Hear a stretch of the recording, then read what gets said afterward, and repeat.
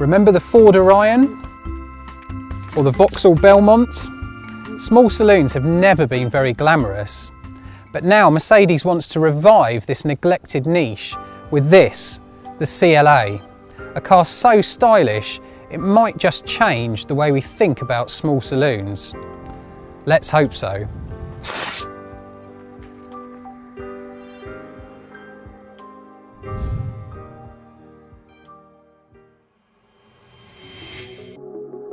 The CLA is based on the A-Class hatchback, but its sleek lines come straight from the larger CLS.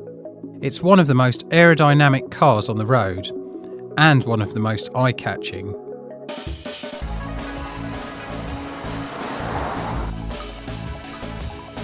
CLA prices start from around £24,500, a hefty £3,000 more than the equivalent A-Class.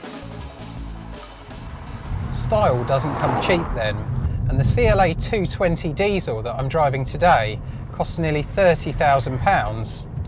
For that you get 168 brake horsepower and 0 to 60 in about 8 seconds. So it's reasonably quick, but there's a surprising amount of clattery diesel noise if you put your foot down. Mercedes claims an impressive 62.8 miles per gallon for the 220 diesel. That's much better than any of the 3 petrol engines, none of which can top 50 mpg. However, the A-Class diesel hatchback fell short of Mercedes figures in our more realistic fuel economy tests.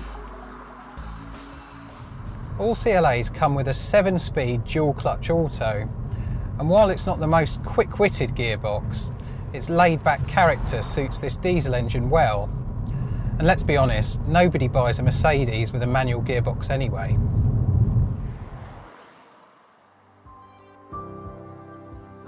Inside, the CLA feels worthy of its premium price tag. All models come with a media system that allows you to display apps from your phone on the central screen. But the real highlight is all the safety kit. A radar emergency braking system is standard, as is attention assist, which monitors your driving and warns you if you're getting tired. Here in the front, the CLA is fairly comfortable, but climb into the back and you're paying the price for that elegant shape. I'm 5'8" and I've got virtually no extra headroom here. Contrary to what you might expect, the CLA's boot is actually bigger than the A-Class hatchback, but this narrow opening makes it far less practical. You won't be squeezing a chest of drawers in here. Which measures boot space for every car in our test lab. Click the link to find out more about how we test.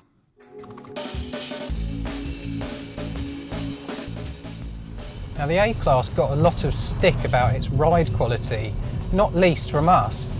And the CLA, well, it's much the same. This car is actually fitted with the standard comfort suspension, but on broken up country roads like these, the ride really is quite jarring. It's definitely one to try before you buy. Unlike other Mercedes saloons, most CLAs send power through their front wheels. The fact that the car is effectively being pulled rather than pushed may not sound like a big deal, but it means less feedback through the steering wheel and less poise when cornering than a regular Mercedes C-Class, let alone a BMW 3 Series. And for a car that looks so sporty, that's a shame.